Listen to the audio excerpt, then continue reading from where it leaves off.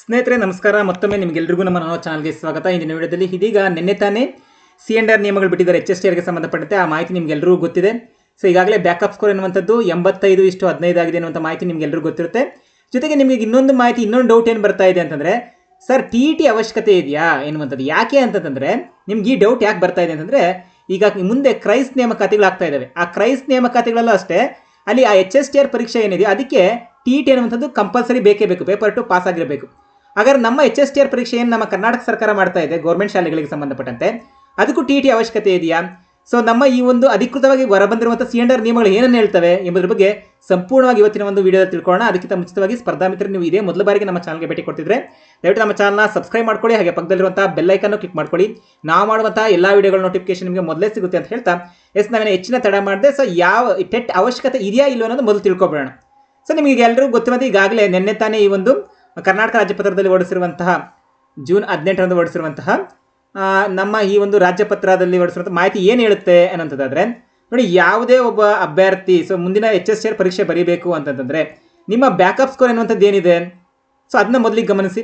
So ನಿಮ್ಮ backup score ಎನ್ನುವಂಥದ್ದು BA ಅಥವಾ BSc ಅಥವಾ ಮೇಯ್ನಾಗಿ ಏನಿದೆ ಪದವಿ ಎನ್ನುವಂಥದ್ದು. ಸೊ ನೀವು ಪದವಿ ಮಾಡಿರಬೇಕು. ಜೊತೆಗೆ ಇನ್ನೇನೊಂದೇನಿದೆ B.Ed ಮಾಡಿರಬೇಕು, ಕಂಪಲ್ಸರಿ B.Ed ಮಾಡಿರಬೇಕು.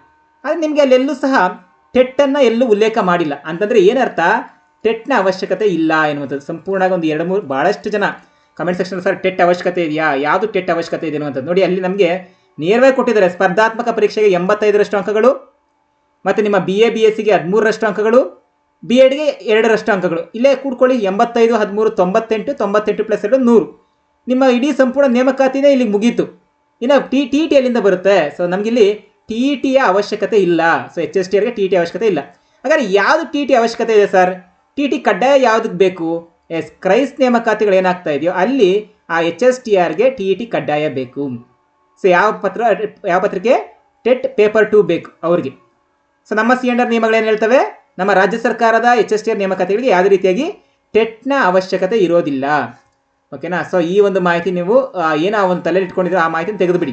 ಟೆಟ್ನ ಅವಶ್ಯಕತೆ ಇರಲ್ಲ. ಇನ್ನು ನಿಮ್ಮ GPSTR ಮತ್ತು PSTRಗೆ GPSTR ಮತ್ತು PSTRಗೆ ಪೇಪರ್ 1 ಅವಶ್ಯಕತೆ ಇದೆ, ಬರೀಲೇಬೇಕಾಗಿ ಪಾಸ್ ಮಾಡ್ಕೊಂಡಿರಲೇಬೇಕು.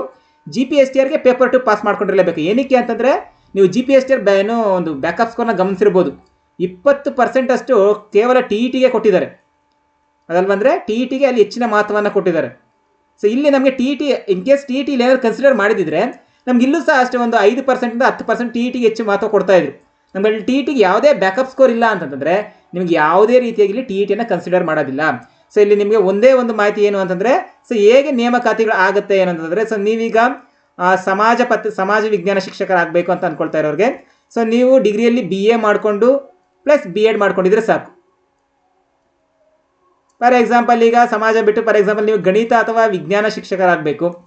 ಸೊ ನೀವೇನು ಮಾಡಬೇಕು? ಸೊ ಗಣಿತ ಮತ್ತು ವಿಜ್ಞಾನ ಶಿಕ್ಷಕರಾಗೋರು, ಸೊ ನೀವು BSc ಜೊತೆಗೆ B.Edನ್ನು ಮಾಡ್ಕೊಂಡಿರಬೇಕು. ಆದರೆ ಆ BScಯಲ್ಲಿ ನೀವು ಯಾವ್ದು ಮಾಡಿರ್ತೀರ ಅನ್ನೋದು ತುಂಬ ಇಂಪಾರ್ಟೆಂಟ್ ಆಗಿರುತ್ತೆ. ಸೊ ನೀವು ಇದೇ BScಯಲ್ಲಿ ಫಾರ್ ಎಕ್ಸಾಂಪಲ್ PCM ಮಾಡ್ಕೊಂಡಿದ್ರೆ, ಸೊ PCM ಅಥವಾ PCMCS, PMCS, PMG ಈ ರೀತಿಯಾಗಿ ಬೇರೆ ಬೇರೆ ಬೇರೆ ಬೇರೆ ಬರ್ತವೆ, ಕಾಂಬಿನೇಷನ್ಸ್ ಬೇರೆ ಬೇರೆ ಬರ್ತಾ ಹೋಗ್ತವೆ. ಸೊ ಅವುಗಳಲ್ಲಿ ಅವೆಲ್ಲ ನೀವು ಗಣಿತ ಶಿಕ್ಷಕರಾಗಬೇಕಂದ್ರೆ PM ಮೆಥಡ್ ಅವ್ರಿಗೆ ಬರುತ್ತೆ. ಇನ್ನು CB ಮೆಥಡ್ ಅವ್ರಿಗೆ ಏನು ಬರುತ್ತೆ? ಸೊ ಫಾರ್ ಎಕ್ಸಾಂಪಲ್ ನೀವು CBZ ತೊಗೊಂಡಿರೋರಾಗಿರ್ಬೋದು, CBCS ತೊಗೊಂಡಿರೋರಾಗಿರ್ಬೋದು. ಸೊ ಇವರೆಲ್ಲರೂ ಸಹ ನೀವು ವಿಜ್ಞಾನ ಶಿಕ್ಷಕರಿಗೆ ಅರ್ಹತೆಯನ್ನು ಪಡ್ಕೊಂಡಿರ್ತೀರ. ಸೊ ಇದಿಷ್ಟು. ಇನ್ನು ಕನ್ನಡ, ಇಂಗ್ಲೀಷ್ ಮತ್ತು ಹಿಂದಿ.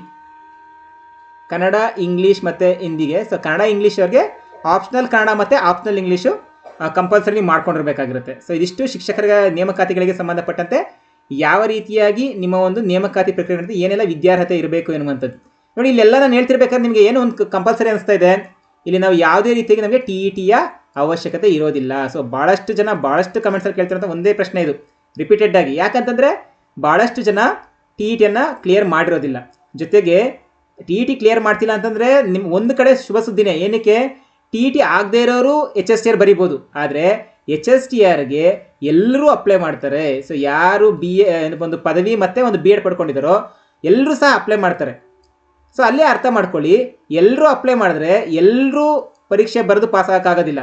ಸೊ ಯಾರು ಈಗಿನಿಂದನೇ ತಯಾರಿ ನಡೆಸ್ತಿರೋ ಸೊ ಅಂಥವ್ರು ಮಾತ್ರ ಈ ಒಂದು ಪರೀಕ್ಷೆಯಲ್ಲಿ ಪಾಸ್ ಆಗೋದಕ್ಕೆ ಸಾಧ್ಯ. ಸೊ ನಿಮ್ಗೆ ಈಗಾಗಲೇ ಮಾಹಿತಿ ಗೊತ್ತಿರುತ್ತೆ ಎಚ್ ಎಸ್ ಟಿ ಆರ್ಗೆ ಎಷ್ಟೆಲ್ಲ ಪೇಪರ್ ಇರ್ತವೆ, ನಿಮ್ಮ ಒಂದು ಸಿಲೆಬಸ್ ಅನ್ನೋಂಥದ್ದೇನು, ಸೊ ನೀವು ಅದನ್ನ ಹೇಗೆ ಪ್ಲಾನ್ ಮಾಡ್ಕೋಬೇಕಂತ ನೀವೆಲ್ಲ ಈಗಾಗಲೇ ತಯಾರು ಮಾಡಿರ್ತೀರ.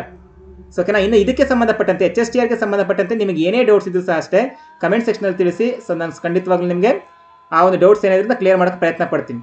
ಓಕೆನಾ. ಸೊ ನೀವು ಅಪ್ಲೈ ಮಾಡೋಕ್ಕಿಂತ ಮೊದಲಿಗೆ ಇದನ್ನ ಗಮನದಲ್ಲಿ ಇಟ್ಕೊಳ್ಳಿ. ಸೊ ನೀವು ಭಾಳ ಜನ ಏನು ಮಾಡ್ತೀರಾ ಅಂತಂದರೆ ಟಿ ಇ ಟಿ ಬೇಕೇನೋ ಅಂತ ಅಂದ್ಕೊಂಡು ಎಚ್ ಎಸ್ ಟಿ ಆರ್ಗೆ ಅಪ್ಲೈನೇ ಮಾಡಿರೋದಿಲ್ಲ. ಸೊ ಆ ಮಾಹಿತಿ ನಿಮ್ಮಲ್ಲಿ ಇರಲಿ ಅಂತೇಳಿ ಸ್ನೇಹಿತರೆ ಇದಾಗಿತ್ತು ಇವತ್ತಿನ ಮಾಹಿತಿ. ಇದೇ ರೀತಿಯ ಮತ್ತಷ್ಟು ಮಾಹಿತಿಗಳಿಗೆ ನಮ್ಮ ಚಾನಲ್ ಸಬ್ಸ್ಕ್ರೈಬ್ ಮಾಡ್ಕೊಳ್ಳಿ, ಹಾಗೆ ಪಕ್ಕದಲ್ಲಿದ್ದ ಬೆಲ್ ಐಕಾನ್ ಕ್ಲಿಕ್ ಮಾಡ್ಕೊಳ್ಳಿ. ನಾವು ಮಾಡುವಂಥ ಎಲ್ಲ ವಿಡಿಯೋಗಳ ನೋಟಿಫಿಕೇಶನ್ ನಿಮಗೆ ಮೊದಲೇ ಸಿಗುತ್ತೆ ಅಂತ ಹೇಳ್ತಾ ಮುಂದಿನ ವಿಡಿಯೋದಲ್ಲಿ ಭೇಟಿಯಾಗೋಣ ಸ್ನೇಹಿತರೆ. ನಿಮಗೆಲ್ಲರಿಗೂ ಧನ್ಯವಾದಗಳು.